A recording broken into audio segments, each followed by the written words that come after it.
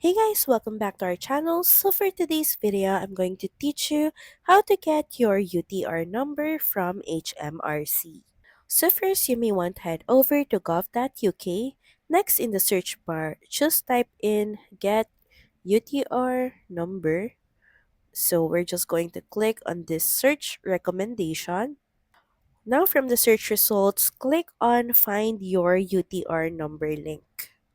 Now here you can see steps and guidelines on how to get or find your UTR number. So the conditions are you get your UTR number when you register for self-assessment and set up a limited company. Now scrolling down on where to find your UTR. Now if you're an individual or sole trader, you can find your individual UTR number in your personal tax account.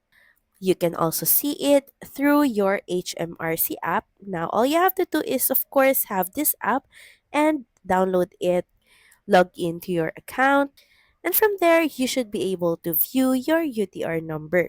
Or it could also be on your previous tax returns and other documents from HMRC.